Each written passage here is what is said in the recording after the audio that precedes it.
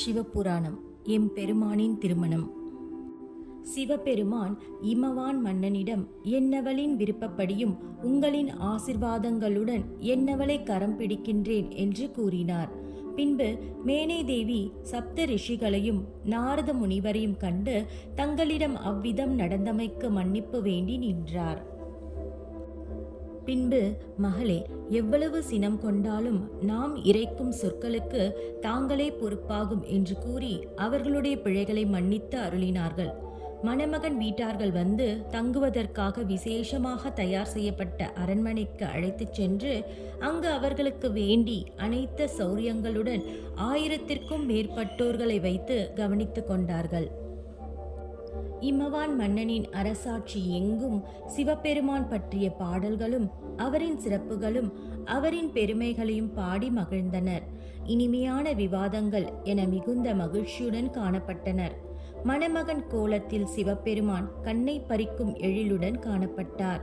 இவரை விட அழகில் சிறந்தவர் இருக்க இயலுமா என்னும் விதத்தில் சுந்தர இலேஸ்வராக காட்சியளிக்கிறார் எம்பெருமான். மணமக்கள் பந்தலில் மணமகனின் வருகைக்காக அனைவரும் எதிர்பார்த்து காத்து கொண்டு இருந்தனர். அவ்வேளையில் லக்ஷ்மி தேவியும் சரஸ்வதி தேவியும் பார்வதி தேவியை இரு புறங்களிலும் தாங்கி பிடித்தவாறு மணமக்களின் மேடைக்கு அழைத்து வந்தனர். யாரும் எதிர்பார்க்காத தருணத்தில் தேவியின் வருகை அமையவும் அங்கு இருந்த அனைவரின் மனதிலும் எழுந்த ஒரே எண்ணம், இந்த உலகில் சுந்தரேஸ்வரின் எழிலை விட மிகவும் அழகாக இருக்கக்கூடியவர் யாரென்றால் அது பார்வதி தேவி மட்டுமே என்னும் விதத்தில் இருந்தார்.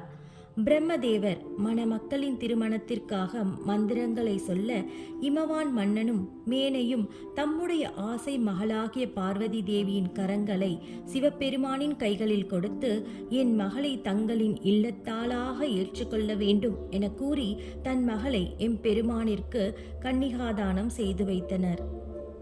சிவபெருமான் இன்முகத்தோடு பார்வதி தேவியின் கரங்களை பற்றி, தங்களின் மகளை நான் மனப்பூர்வமாக ஏற்றுக்கொள்கின்றேன் என்று கூறி பார்வதி தேவியை மணமேடையில் தனது அருகில் அமர்த்தி கொண்டார். பிரம்மதேவர் மந்திரங்கள் சொல்லவும் இசை வாத்தியங்கள் முழக்கவும் மகிழ்ச்சி நிறைந்த எண்ணங்கள் நிரம்பிய பலரின் முன்னிலையில் சிவபெருமான் பார்வதி தேவிக்கு திருமாங்கல்ய தாரணம் செய்தார். வேத சத்தங்கள் முழங்க முனிவர்களும் தேவர்களும் தங்களின் ஆசிர்வாதங்களாக மனம் கவழும் மலர்களை மணமக்களின் மீது தூவினார்கள். திருமண பந்தத்தின் மூலம் இணைந்த பார்வதி சிவன் இருவரும் அக்னியை வலம் வந்தனர். பின்பு சிவபெருமான் பார்வதி தேவியின் கரங்களை தொட்டு அம்மி மிதித்தார். அப்போது கற்புக்கரசியான அருந்ததி வந்தார். சிவபெருமானையும் பார்வதி தேவியையும் வீற்று இருக்க சொல்லி அவர்களின் துதிகளை பாடி ஆசிர்வதித்தார். சிவபெருமான் பார்வதி தேவியின் திருமணம் நிறைவுற்றதை தொடர்ந்து திருமண விழாவிற்கு வருகை தந்து அனைவரும் தேவர்களும் சுந்தரேஸ்வர் வடிவத்தில் அம்பிகையான பார்வதி தேவியுடன் இணைந்து இருப்பதைக் கண்டு மனமகிழ்ந்தனர். மேலும் அவர்களிடம் சென்று ரிஷிகள் முனிவர்கள் என அனைவரும் ஆசி பெற்றனர். முனிவர்கள் மற்றும் தேவர்கள் யாவரும் மிகவும் சிறந்த முறையில் கௌரவிக்கப்பட்டனர். இமவான் மன்னன் மணமகனோடு வந்தார்கள் அனைவரையும் சிறந்த முறையில் நடத்திய வண்ணம் எண்ணி மிகவும் மனமகிழ்ந்தார். அவ்வேளையில் தங்களின் ஆதரவுகள் ஏதும் இல்லை என்றால் இந்த இனிய நிகழ்ச்சி இங்கு நடந்திருக்கும் என கூறுவது என்பது சாத்தியமற்றது. தாங்கள் இத்திருமண விழாவில் எங்களுக்கு அளித்த ஆதரவிற்கும் தங்களின் வழிகாட்டுதலுக்கும் மிகுந்த நன்றிகள் என கூறினார். அவ்விதம் மேனை தேவியும் தன் மகளை ஈன்றபோது நான் அடைந்த மகிழ்ச்சியை விட என் மகளை பரம்பொருளான சிவபெருமான் மனம் முடிக்கும் போது அடைந்த மகிழ்ச்சி என்பது அளவில்லாதது. என் மகளின் பிறப்பால் என் குலமே மிகவும் புனிதமானது என்று கூறினார். சொப்பனங்களிலும் மற்றவர்களின் பாடல்களிலும் கீர்த்திகளிலும் கண்ட பரம்பொருளான சிவபெருமானையும் விஷ்ணு, பிரம்மா மற்றும் ஏனைய அனைத்து தேவர்களையும் ஒரே இடத்தில் காண்பது என்பது எவ்வளவு பெரிய புண்ணியம்! நாங்கள் தன்யர்களானோம் என்று மேனை தேவி கூறினார். மேலும் இத்திருமணத்தில் ஏதாவது பிழைகள் இருந்தால் எங்களை மன்னித்தருள வேண்டும் என்றார். மறுமுனையிலோ எம்பெருமானின் திருமண விழாவிற்கு வருகை தந்துள்ள அனைவருக்கும் அறுசுவை உணவுடன் பலதரப்பட்ட சுவை மிகுந்த உணவுகள் பரிமாறப்பட்டன. மேனையின் கூற்றுகளை கேட்ட முனிவர்களும் தேவர்களும் மிகவும் மகிழ்ச்சி அடைந்தனர். இத்திருமண விழாவில் பிழைகள் என்று கடுகு அளவு கூட கூற இயலாது தேவி.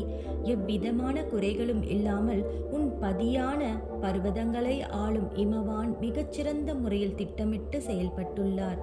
மேலும் சொல்வதற்கு அரிய பல கீர்த்திகளை உடையவராயிற்றே தாங்கள். ஏனெனில் நீ அடைந்த பதியான இமவானுக்கு உன்னுடைய மகளான பார்வதி தேவியை எம்பெருமானுக்கு கன்னிகாதானம் செய்து விவரிக்க இயலாத கீர்த்தியை அடைந்தார். உன் பதியானவரின் அரசாட்சியில் உள்ள மக்களிடம் காணப்படும் மகிழ்ச்சியை காணும் போதே எவ்விதமான குறையும் இல்லை தேவி என எடுத்து கூறினார்கள். காலம் என்பது எவ்வளவு துரிதமாக செயல்படுகிறது என்பதை எண்ணுவது போல மணமக்களான சிவபெருமானும் அவரின் இல்லாளான பார்வதி தேவியும் கைலாய மலைக்கு செல்ல ஆயத்தமானார்கள். சற்று நேரத்திற்கு முன்புதான் என் மகளை ஈன்றெடுத்தது போல உள்ளது. ஆனால் இன்றோ என் மகள் எம்பெருமானின் இல்லாள் ஆவாள் என்னும் தருவாயில் மேனையின் கண்களில் கண்ணீர் துளிகள் பெருக்கெடுக்க தொடங்கின. ஓம் நம சிவாய.